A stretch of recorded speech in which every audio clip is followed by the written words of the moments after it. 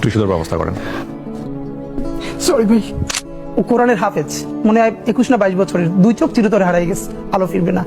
তো আমার কাঁধে হাত রেখে বললো কি যে হাদি ভাই আমার সপ্তাহখানেকের জন্য আমার একটা চোখে একটু আলো ফিরিয়ে দেওয়া যায়।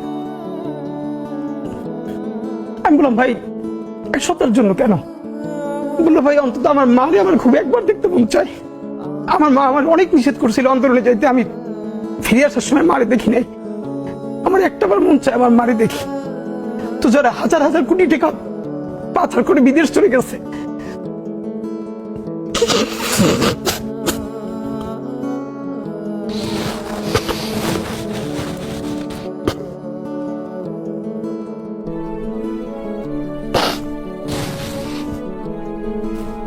একটু সুন্দর ব্যবস্থা করেন।